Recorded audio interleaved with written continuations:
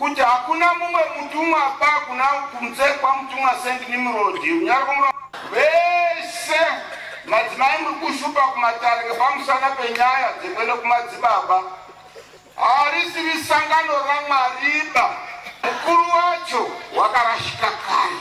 So last time ndakaita video reKwamarange and vanhu veKwamarange vakauya vachipopota a lot, vakapopota zvisingaiti. So nhasi ndoda kuratidza a few clips then ndoverenga macomments ezvinhu zvakataurwa nevanhu ndichiresponda, and today also ndine mascriptures ekubacka up my claim. Mashoma handina kugadha mascriptures akawanda but mashoma zvavo. So without wasting much of your time, ngatipinde muvideo redu ranhasi. Saka mposo rumwe na munga oti mazwa aritola senzi kuita arike mwazvo. Mposo lomani umwa atana bani meyo aja kuma mukana wa mutumibu. Ujua londa anji. Uyu gero pakati pedivete Jesu. Ujumutama mungati mwetu Jesu Kristu. Wakauya akapfeka nyama pasi panapa. Mundu acha buloba mubu ala mubiji wa kwenu Jesu tunao. Utione kuna mate zvakanaka. Bwani tetu tumona mwakutendelela pindi. Utione kusonyera padhuze naye. Bwani tumona mwakusemena abuyinenda. Cheme zviri bwana. So yani tatuni. All right, a quick pause. Hanzi uyu agere pakati pedu uyu ndiye Jesu. Anenge achirehwa ndimutumwa. Kune vanhu vaindipikisa last time vachiti hatiti mutumwa Noa ndiye Jesu o mutumwa ndiye Jesu, but I think vaitopikisa mharidzo dzinoparidzwa kwaMarange. KwaMarange mutumwa Noa ndiye Jesu o mutumwa ndiye Jesu. Okay, handei next video tinoona. Some of you commented akati hanzi mamwe machurches ayo mabusinesses, mamwe machurches ayo anoita zvemari. Da kutaurirai kuti hakuna chechi isingaite zvemari. Mari inotodiwa. Maybe wana John Masowe, but vanotounganidza futi mari dzehuni. Saka mari inenge ichitodiwa. But yeah, kana taura machurches asinganyanyotsomana nemari stereki, tingatotaura wana John Masowe vaya. Uku kunobviswa shandiro, kunobviswa mari dzakawanda dzine dzichidiwa.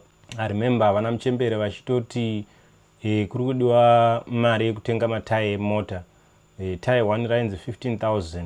Maybe anga iri G-Wagon here, I don't know what kind of luxurious car. So matayi ari 5 each richiita 15,000. You do the maths, uone kuti paidiwa mari. So vana moms vaifana kutomanya vanenge vachitengesa mugoto, vachitengesa mutsvairo, vachitengesa mabroom only kuti vanotengera mutumwa matayi emota. Yeah, so makandipopotera yeti ndisiri kutuka. Saka izvozvi ndadzoka, handisi kudzoka kuzotuka futi, but ndoda kuzokukorektai pakukanganisa even kutaura kwenyu. There is a lot of things zvatinogona kutaura bad about the church, but I respected vanhu, I respected people. Last time ndichiti handisi kuda kutukana nemunhu, handisi kuda kutaura anything bad. Nanhasi futi handauya kuzotukana nemunhu, handauya kuzotaura anything bad, but ndiri kutaura zvinhu zviri paground. Ndikataura inini kuti vana mainini vachiri kunamata izvozvizvi, vanotengesa mugoto, vanotengesa mutsvairo, vanotengesa mapoto nemadhishi only kuti vanotengera mutumwa matayi eG-Wagon. Handisi kutaura zvokunyepa, ndo zvinenge zviripo. Saka usauye uchita hasha kuti hanzi ndataura zvisirizvo, izvo zvirizvo zviri kuitika. Asi sandizvo here zviri kuitika. Mari dzese dzinobvisiwa dzeshandiro munodziendesa dzinotengerwa mutumwa mota. I remember rimwe gore, I think it was kuma 2007, pakatouyiwa nemota Range Rover changopinda maybe. Vapatonzi mutumwa ati hachaidi mota iyi. Saka ngapaunganidzwe mari dzekutenga imwe mota. Mari dzikaunganidzwa mota ikatotengwa, ikauya ikadriviwa muground seizvozvi zvamunoda kuona izvi. Ngationei kuti iyi yakamira sei.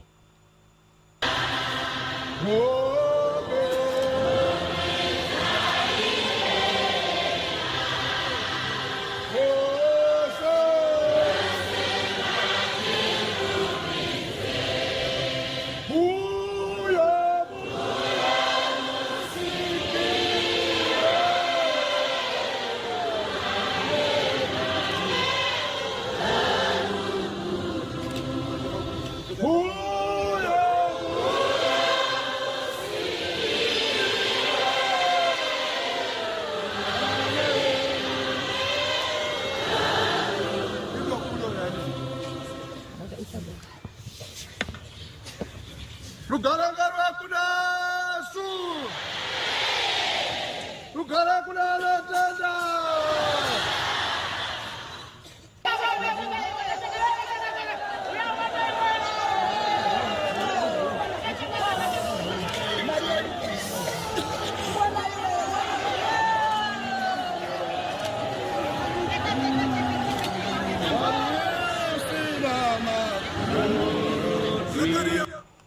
So vamuri kuona ava ndo mutumwa Nimrod vari kuenda kunovhura mota nyowani yakatengwa. So inini semunhu akakura achitambura zvondirwadza kuona vakuru vachiita mota dziri luxurious, isusu tichifamba nemabhasikoro.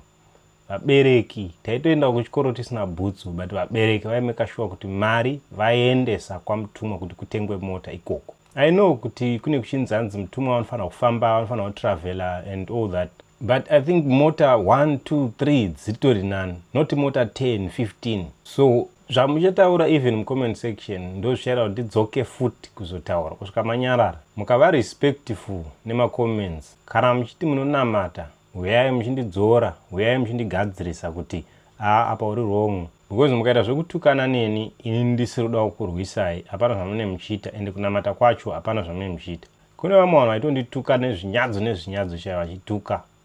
Unoshaura kuti kunamata kwacho kuri papa. Wapedza ipapo, wapedza kunituka wobva waenda unoreurura. Vamwe wenyu hamuna kutonoreurura ipapo. Saka muri kungondiza. Anyway, hatione tipedzise kuona.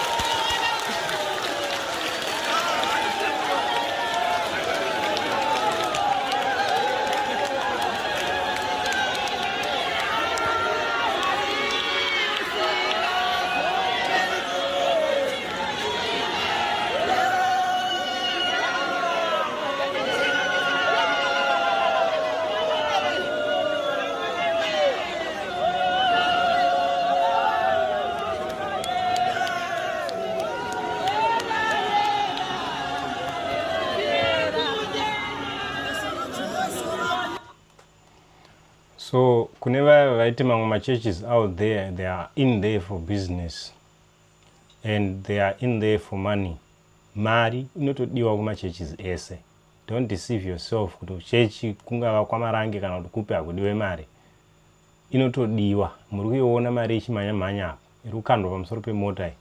Ndeye kungotenda chete kufarira mota nyowani. Musati kwedu hakudiwe mari, inotodiwa mari.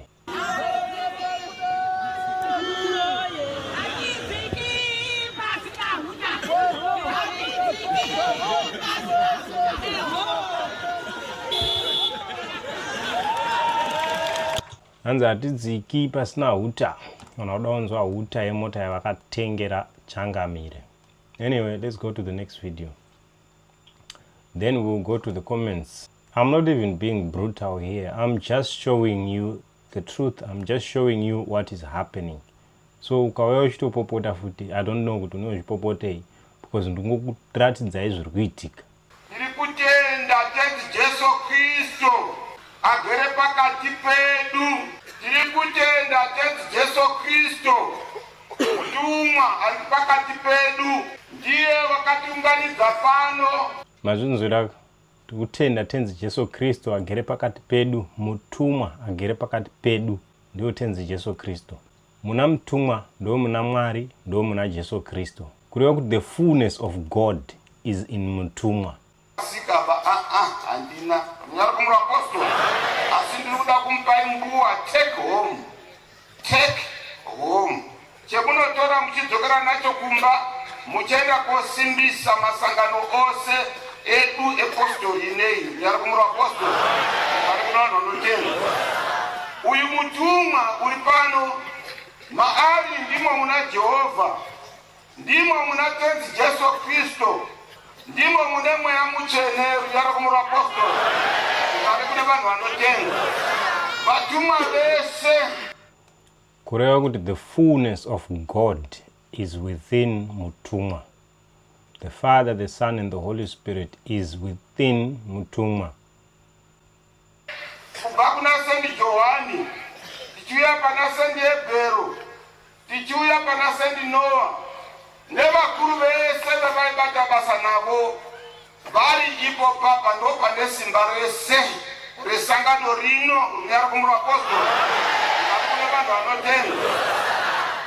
Hakunazve tiri kutsigira izvi zvakasimba kuti muende nazvo kubva kwamba kwabasa irori harina manyepo rinyari kumura apostoli ari kune vanhu vanotenga. Ndiye ega mutumwa. Endai muchienda kungotaurira vese kunyika dzenyu dzendataura nemazita kuti hakuna mumwe mutumwa pa kuna kunze kwa mutumwa St. Nimrod unyari kumura. Right, kune mu-comment section vamwe vaita hanzi Mwari vanotuma mutumwa wani kuAfrica, umwe wotumwa uko, umwe wotumwa uko. Mazvinzwira mharidzo iri kuti hakunazve umwe mutumwa. Kureva kuti vese vari kuti vakatumwa naMwari, including your pastor, including anyone else out there, ava vari kuti havana kutumwa naMwari. Mutumwa chete ndiye akatumwa naMwari.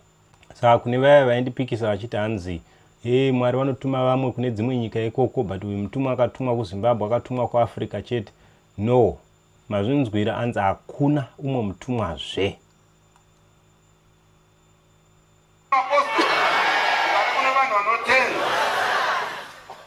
Mukaona vanhu vanovambe zvavo ikweyo kwenyika dzese dzendataura handi vatumwa vaMwari parunyaro kumurwa apostoli ari kuna vanhu vanotenda. Mumwe wakataura pana akambotaura chiti imini vakuru potai muchititaurira chokwadi tigare tichiziva maererano mafambiro esangano. Ndiwo ndiri kumutaurirai anani isusu taavakuru muri kuona ndebvu dzangu idzi ndinogara chimbozvitaura dzadini dzachena munyari muri apostoli. Tikaregere kumutaurirai tikapfuurawo munosara musina nhoroondo yakakwana yechinyi sangano munyari muri apostoli.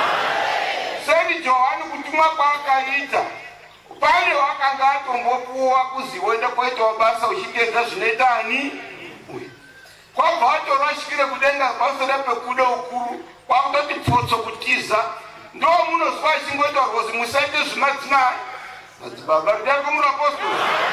Wakabva atorasikira kubve kudenga rinyari kumura apostoli. Vese izwai madzimai kunyanya vese vanotera izvozvo munhu iye wakarasika iende sangano racho rese kurasika hapana chokwadiba kuenda kugehena rinyari kumura apostoli. Vese madzimai muri kushupa kumatarike pamusana penyaya dzekuenda kumadzibaba harisivi sangano raMwariba. Mukanga muchiita izvozvo muri kuzvitsvagire nzira yekuenda kugehena rinyari kumura apostoli. Mazvinzwaka anzi hakuna umwe Johani, uyezve vese vari kuenda kumadzibaba hakusi kwaMwari zvachose. Mazvinzwira mega, hazvisi kubuda mumuromo mangu izvi, zviri kutaurwa nevakuru. Mukuru wacho wakarashika kare. Mukatedza ivo vanhu ivavo nemi madini marashika. Wani kabisa rinyari kumura apostoli. Saka pakachizoti sendi ebhero apo tiri kudzokorera zvinhu zvizvi kuti zvirambe zviri memuri endi musazopedza masangano. Okay, saka ngatiende kuma-comments tinoona kuti ma-comments ari kupopota kana kutuka achiti chii, tione kuti zviri kutaurwa izvozvo ichokwadi here. Alright, tasvika kuma-comments, ngativerenge ma-comments. Hanzi anenge asina kudzingwa but kaive kamhombwe aka kausina kuchena aka. Hanzi ndaive mhombwe. Okay, ndakaona ma-comments akawanda achiti hanzi ndaive mhombwe, vamwe vaitoti hanzi tomuziva. Guys, amundizive. Ndakabva kuZimbabwe ndine 20 years. Alright? Saka upombwe, in fact, ndingatotaura kuti handina kumboita upombwe. Kutonzi hanzi ndaita upombwe kuZimbabwe pa 20 years. Handisati ndazera iro rekutsomana neupombwe. In fact, handina kutombosangana nemukadzi ndiri below 20. No. Saka vari kuti hanzi kaive kamhombwe aka, maluza, manyepa. Vamwe vaitoti hanzi taitokuziva waipomba nevakadzi vevanhu. Kuma 18-20 ndipo paimati hanzi ndinda kutopomba nevakadzi vevanhu. Zviri kwerezo. So ndava nerugwaro Levitical 18 iri kuti usatore mukadzi pamwe chete nomunun'una wake arwidzane naye kuti umufukure pamwe chete nomumwe achiri mupenyu. Paya pamune muchiti mabondwe paya ndo pari kurehwa apo kuti aufani kutora mukadzi nomunun'una wake. As long as sisi vacho vachiri vapenyu, wafani kutora munin'ina wacho kuti umufukure.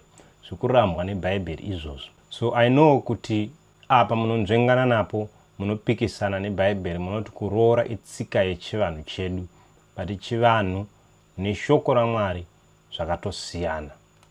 Shoko raMwari riri kutaura this, kuti usatore munin'ina womukadzi wako kuti umufukure sisi vacho vachiri vapenyu. Ndozvikurehwa nerugwaro. Saka mhombwe ndiani mani? Timoti wekutanga chapter 3. Naizvozvowo mutariri unofanira kuva munhu usina chaangapomerwa, murume womukadzi mumwe chete, wakangwara, wakachenjera, uno mugariro wakafanira, unoitira vaeni rudo, unoziva kudzidzisa. So mazvionera mega apa pari kunzi mutariri unofanira kuva munhu usina chaangapomerwa, murume womukadzi mumwe.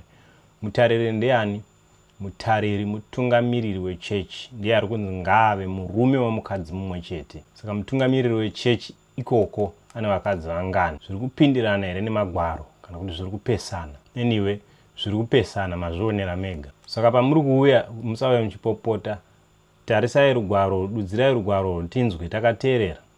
Dudzirai kuti rugwaro ruri kurevei. So tikadzoka pana pa Timoti wekutanga pa chapter 3 ipapo todzika ku 12. Pari kunzi vashumiri ngavave varume vano mukadzi mumwe chete, vanobata vana vavo nedzimba dzavo zvakanaka. Vashumiri, kune vashumiri here ikoko kuchechi? Vane vakadzi vangani? Zviri kupindirana here neshoko? Usati hanzi Old Testament kana kuti this is New Testament. Timothy iNew Testament. Mushumiri ngave nemukadzi mumwe chete. Handisi ndadaro shoko raMwari. Saka pandozopikisana nemi paya ndichitevera hangu shoko raMwari, ndo zvandichitevera izvo. Saka kana muchiti ndakarasika ndiri muBhaibheri. Uyu hanzi the only true high priest of Africa, St. Nimrod, and the true man of God. Hebrews 4 verse yacho 14. Naizvozvo zvatino muprista mukuru kwazvo, wakapinda napakati pokudenga, iye Jesu mwanakomana waMwari, ngatibatisise kupupura kwedu, nokuti hatino muprista mukuru usingagoni kutinzwira tsitsi pabutera bwedu, asi wakaidzwa pazvinhu zvose sesu asine zvivi. Mazvionera mega kuti kune muprista mukuru anova iye Jesu, ndiye muprista mukuru. Saka uyo ari kuti muprista high priest uri kuti mutumwa ndiye Jesu. Saka vese vairamba kuti mutumwa ndiye Jesu, tiringodzoka back papoint yaye kuti vapostori havarambi kuti mutumwa ndiye Jesu. Ndosaka vachimuti high priest. But high priest ari kunzi ndiani? Ndi Jesu. Uyu hanzi, even if you criticize this church, you won't be able to change people who are in it. Okay, I'm not criticizing anything. I'm just reading what the Bible says and what the church says. So I don't know if you call it criticism. And I'm not here to change anybody. I'm here to preach the gospel. If the gospel sinks inside of you, then the gospel will change you, not me. Hanzi neshoko ra Mwari akuna anouya kuna baba ivo baba vacho vasina kumuunza kwavari. Saka inini handisi ndichakudhonzerai kuna Kristu, handisi ndichachinja anyone. Ini changu kuparidza mweya mutsvene ozoita basa rake. Uyo hanzi wakadhakwa iwe. Yes, ndakadhakwa. Bible rinoti no longer get drunk with wine but be filled with the Holy Spirit. Saka ndakadhakwa nemweya mutsvene. Yes, ndakadhakwa, yes, but nemweya mutsvene, not nedoro and nedoro. Uyo hanzi you have talked of China, Australia, but don't forget that when we pray we say God bless Africa, not others. It's time for Africa. So yes, that's why I don't want the God that you worship, because the God that you worship is a tribal God, and the God that you worship is a racial God. He is only accepting Africans. I want a God who accepts Indians. I want a God who accepts Chinese. I want a God who accepts white people. Every race and every ethnicity, I want all to be accepted into the house of God. Andidi Mwari wevatema chete. No. Mwari wevanhu vese ndo wandinoda. There's a scripture inotiudza kuti Mwari kana kuti kudenga kwakaonekwa vanhu vakadii. Zvichauya, things that will happen after. Right? This is the verse inotaura kuti kudenga kune vanhu vakaita sei. Right? Kuchawanikwa vanhu vakaita sei nguva yacho iyoyo kana nguva yacho yakwana. Kanimboverenga nechirungu. Shona yacho inondinetsa kuverenga because shona yacho ndeye kare kare. Fuichi isusu hatisiwe kare zvekudaro. So after these things, I looked, and here was an enormous crowd that no one could count, made up of persons from every nation, tribe, people, and language, standing before the throne and before the Lamb, dressed in long white robes and with palm branches in their hands. So zvandoda kuti munyatsobata apa, hanzi mushure kwaizvozvo ndakatarira ndikaona vazhinji zhinji vasingagoni kuverengwa nomunhu vakabva kundudzi dzose namarudzi navanhu nendimi vamire pamberi pechigaro chovushe. So it's not vapostori vekwamarange, it's not Africa chete, hanzi marudzi ese. Kana uchinzi marudzi zviri kuinvolva varungu, hanzi nendimi dzipi dzese, kureva kuti machewa anenge ariko, machinese anenge ariko, maindian anenge ariko, kwese vese marudzi ese sekutaura kwaita scripture. Saka iwo paunonge uchinditi hanzi Africa chete, I disagree with you, because Bible riri kuti marudzi ese akaonekwa. Saka kana chechi yako iwewe, not only vana marange, kana chechi yako iwewe chete yauri kupinda ichiti hanzi isusu chete vanhu vatema Africa chete, it's against the Bible, because vanhu vakaonekwa uku kudenga marudzi ese. Ichi chiprofita chezvichaitika mberi, not zvakaitika. Alright? So ndoda kutanga ndaona marudzi ese muchechi, ndobva ndaziva kuti gospel rakuparidzwa. Nekuti shoko raMwari rinoti this gospel will be preached throughout the whole world and then the end will come. Saka ndoda kuona gospel racho richiparidzwa. But ndiani ari kuriparidza kuma-Chinese? Ndiani ari kuriparidza kuRussia? Ndiani ari kuriparidza kuIndia? KuNorway? Ndiani ari kuriparidza kwese ikoko? Igospel remuAfrica zviri kuopozana nescripture. Uyo hanzi, if you are willing to come back, we gather here in SA, Gauteng, Limpopo, and Cape Town. I will come back when the church is now preaching the truth. As long as the church is not preaching the truth, I won't. As long as the church is still saying mutumwa ndiye Jesu, I won't, because I know very well kuti mutumwa haasi Jesu. As long as church ichiri kuita vakadzi vakawanda, I won't, because zvinoopozana nemascriptures. So yes, I'm willing to come back, but only if the church becomes biblical. As long as the church is going its own way, Bible richienda neoko, handiuyi. Ena kana ndichirasika, regai ndirasike. Uyo hanzi, but iyo church ndiyo yandakaona muno muZimbabwe inoita zvakachena permanently. Hanzi zvakachema permanently.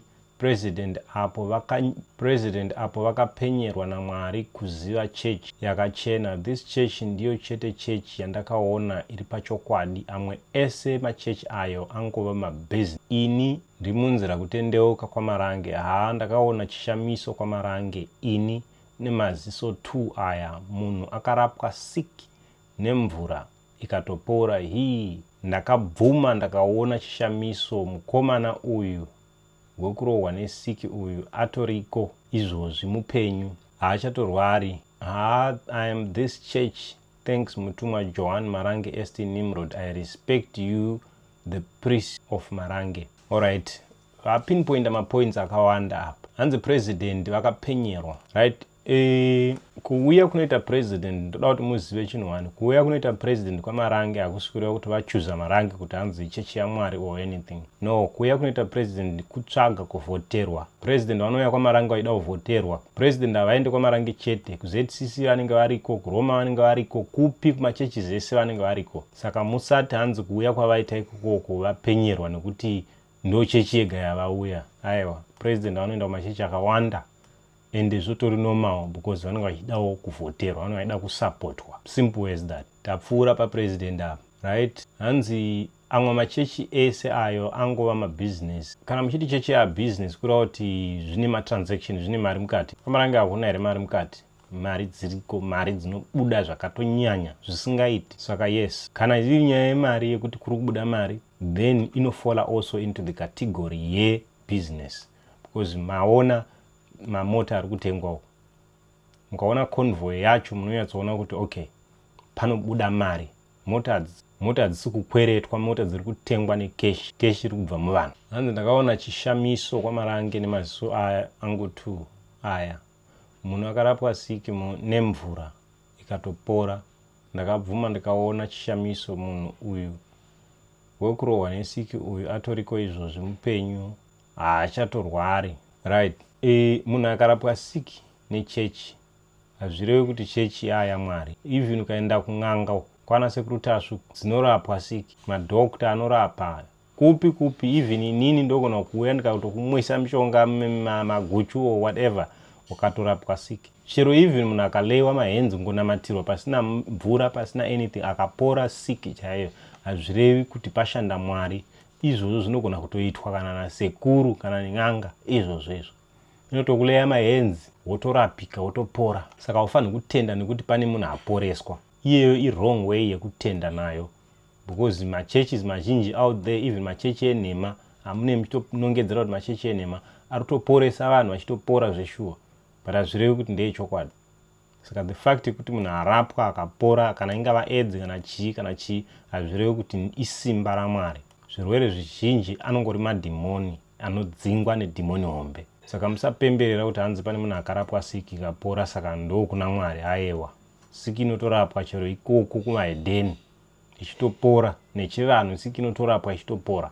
Uyo hanzi uchiri kufarira kasong ako, ma-gestures can tell it all, right? Music, to be honest with you, inini, or let's say munhu wese, music, right? Even pakaimbwa japraiser, inini as a Christian, I know I'm not supposed to be listening to nziyo dzemasvikiro and all that, but ikatongoridziwa, ukaiterera uripo ipapo, I'm telling you, unogona kutoona kagumbo kako kakutamba. Not because you want it, but because your body is designed to respond to music. Saka music iyo pachayo ino zvainotoita, ine frequency dzainongofambisa so dzinovhiringa munhu. Plus also, not necessarily kuti I enjoy this music, but zvine ma-memories. Chinoitika ndechekuti music is a vehicle inokutransporta back kumisangano, kuma-churches, all those things. Saka ndo zvinowanzo kuitika when you listen to music. Zvakafanana nekutoteerera song yamacheso yekuti murume unobva watofunga maybe kare kuma 2010 2009 uri kubhawa, kana kuti something chakamboitika, kana kuti pakaridzwa chitekete, kana kuti kupi. Even ndakakuridzira porongi nhasi unoyu uri munamati, unotongoenjoya, not necessarily because song iri kunakidza, but because inokutora back, kukudzosera kumashure kwekuti unoita a flashback, and that flashback inokupa ma-memories. And ma-memories iwayo ndo anogona kukuentertaina. Saka zvinoita kunge kunakirwa nesong, but yet uri kuita flashback. Wabvunzwa here zvauri kutaura? Ukuwanei baba, endai kubasa munoshanda. Alright, pandakataura this story, I was telling my own story, right? And people need to hear my story. If you look at my channel, I'm sharing my life stories. I'm not only talking about Marange. There is so many things that I've talked about here. And this is what Marange shete. Saka, I think unenge uri pa wrong platform. Kuti unoya pano pa platform, ubva wandiudza kuti ndabvunziwa here. Iwe uri wauya panapa. It's like kuemba kwangu undibvunza kuti zvauri kutaura mumba mako wanzi utaure nani. You don't have authority. Haisi chechi yekwamarange inonzi Peter's Passion. And also YouTube public platform. Munhu anotaura zvaanoda. The fact yekuti iyo YouTube yacho haina kutombondirambidza kureva kuti iri kutonditendera. So kubasa ndiri kuenda, but uku hakusviko kubasa because handina kutombowana kana $2 zvayo pavidhiyo iyoyi. Handina kana, handisi kuearna anything. I'm just telling my story. Simple as that. Let's go to the next one. The next one, mufeso wangu ndiwe waiti Jesu kuna mtumwa usati zvawaiita ndio zvinoitwa. You have watched the videos kuti mtumwa ndiye Jesu, several videos. I can bring hundreds of them, not me. Even mtumwa aripo, you can watch my videos achitaura kunzi mtumwa agere pakati pedu ndiye Jesu, aripo mtumwa. And haambotsiure munhu anotoparidza sermon yesu kusvika yapera chiparidza the same thing. So it's not only me. I don't know kuti unopinda chechi ipi kana usingatotendi kuti mtumwa anowa ndiye Jesu hausi mupostori wamarange. Mwoyo hanzi tsano endai mureurura upombwe. Dzinongori hasha. Handina kuita upombwe nemunhu. Ndine mukadzi 1. Mumwe ndine vakadzi vakawanda. I don't know why vapostori vachifarira upombwe zereki. Mwoyo hanzi wakatiza kupomba nevakadzi vevanhu. Ndaipomba nevakadzi vevanhu cherudzii ndine 20 years. Alright, 20 years dzacho ndo dzandakauya kuno. 19, 18, ndaipomba nevakadzi vevanhu vapi? Kupomba kupi kwandaizi? Anyway, I don't know why you are so obsessed nekupomba. Maybe. Sometimes munhu anofumura madhire ekwake. Who knows? Hanzi zvine inesu zvauri kutiudza wadii kutsvaga zvimwe zvokuita. Wauya pano ndiwe hauna kukokwa. Saka unenge uri pa wrong platform ndiwe. Ukanditi ndiri mhumhi, alright, unongoitsvagei pazvinhu zvemhumhi. Zvakafanana nekuenda unotsvaga vana Clemens dzamoti mhumhi dziya. Unoenda unotsvaga mavideos ana Clemens, ubva watanga unopopota uri ipapo. Iwe ndiwo waimutsvaga, uri pa wrong platform. Uyu hanzi wakarasika vhura kana Zakaria 13 verse 8. Unoona kuti vanhu vazhinji vachatsva 1 to 3 ndiyo ichaponeswa. Saka kuti nyika ine vanhu vakawanda zvizhinji hazvishandi, plus wakanzwa 1 kuti vachaenda kudenga havazadzi chanza. Yes, ndozviziva izvezvo kuti narrow is the way, vachaenda kudenga vashoma, but havasi vashoma vakwamarange chete, vashoma venyika yese, kuburikidza nevarungu, kuburikidza nemachaina, zvese vanenge varimo imomo muvashoma imomo. But vashoma unoti vashoma vangani, because nyika izvozvi zvine approximately 8 billion people. Saka vanhu vanonzi vashoma vangani, maybe 100,000 pa 8 billion people. Saka 100,000, yes, unogona kuti vashoma but vakawanda. Hanzi hauna nyaya kana wakuziva Mwari unotukirei imwe chechi. Tsvaka basa wangu cause hauna zvokuita. Handina kutuka any church. Ambonzwa ndichiti marange zvakati? No, handinambodaro. Kana kuti mutumwa zvakati? No, I'm even respectful about it. I'm just telling you things that I disagree with. Saka kana ndikati kutora vakadzi vakawanda kuri wrong, handisi kutuka church. Ndiri kupai my own opinion. Saka ukaona sekunge ndiri kukutuka nekuti une vakadzi vakawanda zvinenge zviri kwauri, handisi kutuka. Ndiri kuverenga shoko riri kuti murume wemukadzi mumwe. Mutungamiriri wechechi anofanira kuva murume wemukadzi mumwe chete. Hanzi vashumiri vanofanira kuva varume vevakadzi vamwe chete. Ndaverenga rugwaro, saka handina wandatuka. Ndiri kuverenga magwaro versus church. We are testing the spirits. Hanzi testai maspirits. Shoko raMwari rinodaro, test the spirits. Ndozvandiri kuita panapa. Ndiri kutesta kuti spirit yako yauri kubhilivha iwewe yauri kuti hanzi nonitendera kuroora vakadzi 15. Shoko raMwari ndo zvari kutaura here. Zvikapikisana, then spirit iyoyo yeshoko raMwari bhaibheri ratosiyana nezvauri kutaura iwe. So blessed wati tsvaga basa wangu cause hauna zvokuita. Basa nditsvagire. Unotsvagira basa ndobva ndasiyana nazvo. Unotsvagira basa rinobhadhara 1000 zvichikwira. Hanzi nzvimbo dzawataura America, Europe and Asia countries rejected Jesus. Paiva panyika wangu, saka vanofanirwa kutendeuka kuti vaende kudenga.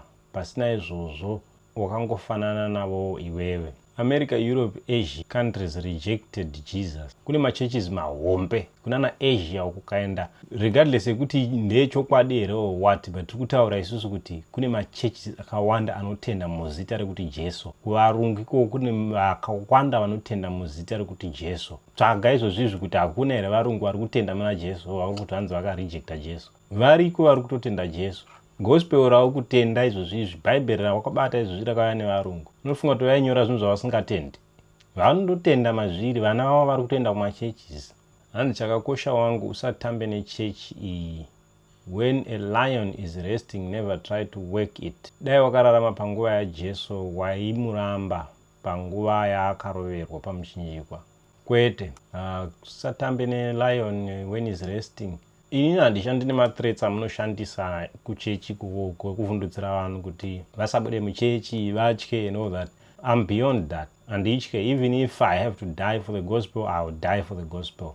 Hanzi baba mama vakutamba nezvamusina zera nazvo, please munozvidaidzira nhamo rufu, please mark my words. Sawira siya zvauri kuda kutanga izvi, dai watsvaga zvimwe zvekuita kana uri kutsvaga content. I'm feeling so sorry, nyaya yako iri kumbobvepi ichiendepi. Guys, ita nharo, you will get what you are looking for. My threats, but I'll be here. Mumi dziriko kuona vakapanduka vaya dziriko, dzaitaura zvadzotaura dzinombofa vanhu dziriko. Saka zvekuthreatena hanzi nhamo rufu and all that, don't threaten me nenhamo. Nhamo ndakakura naye handipoitya. Rufu iwo even ukanithreatena kuti hanzi rufu, iwo unozoita sei? Unozoguma nekudi rufu runongokusvikirawo. Kana nguva yacho yakwana ndizvozvo utongofa. Iwo yako yakwanawo, saka either maybe unogona kutontangira, saka who knows. Hanzi please usatsvage mari nenzira iyoyo my friend, tsvaga zvimwe kuti life yako ikufambire kwauri. I have warned, thanks. Life yevari kutenda kwamarange vese vari kufambirwa here nelife nekuti vatenda kuna mutumwa. No, sandizvo. Saka usafungidzira kuti hanzi ndakataura kuti Bible riri kuti zvakati icho chiri kuti zvakati, life yangu inotadza kundifambira nekuda kwezvo. Mathreats iwayo haashandi kwandiriwa. Hanzi, what's so special about you being in South Africa? You have gone off the way to criticize your church that brought you up. Kuzoti dai wakaenda kuAmerica haisi mhosva yako, uri kuvhunduka zvisingavhundutsi. It's so sad to learn that you are criticizing the church at a time where South Africans have received the high priest. Kwakudyiwa pasi kabambo kuSouth Africa kwamuri kushamisira nako. I don't know kuti point yenyu yaitsvaga kungofenda munhu here or anything, but I don't remember ndichibrega kana kufarisa neSouth Africa. Hakuna chinotonakidza kunoku. Saka kuZimbabwe ndoko kunotonakidza. So I think you got me wrong on this one. That's not my thing. I don't farisira neSouth Africa, no. And I'm not criticizing the church. I think criticizing is when you are lying about a church, but when you bring the videos of people saying what they are saying and you just bring it to the open, why is it considered lying or criticizing? I'm not criticizing. Hanzi, this guy, he was sleeping with married women. That is why he left. We know him. I don't know why Marange people always think kuti munhu wese imhombwe. No, I was not doing that. 18, 19, 20 years. I don't think kuti imi makatombozviita imi pa 20 years. You have said akushandiswe any mushonga, any spirits. Vanoshandisa mvura nekunamatira. My question, iwewe pawaiveko ukazobvako, do you believe kuti mvura yavo inoporesa? Secondly, from your own point of view, church iyi ndeyamwari here or kunyeperana zvako? Lastly, why are you saying all this? In fact, why are you talking about them yet you know avade social media? Thank you. Okay, first question. Okay, Anzi, kushandiswa mishonga, kushandiswa mapills. My question, iwewe pawaiveko ukazobvako, do you believe kuti mvura yavo inoporesa? Yeah, ndakatobhilivha. Ndaitobhilivha zvekudaro kuti inoporesa, but hainambondiporesa. And I remember taitogara nemvura iyoyo muupfu, ikazotobiwa taenda mumusangano, pakabiwa chigubhu cheupfu, ichinzi hanzi inochengetedza upfu inochengetedza zvinhu mumba and all that, but takawana yabiwa mvura yacho yemunamato, but taitobhelievha mairi zvekudaro zvekutoti inini ndindaitoikusha pamba every night. So I don't think kuti ndaiita zvinhu zvandanga ndisina kubhelievha. Secondly, from your own point of view, chechi ndeyamwari here or kunyeperana zvako? I think from my view, the fact yekuti ndakabuda iri kutokupai answer yacho. And in fact, why are you talking about it yet unoziva kuti havadi zvesocial media? Why am I talking about it?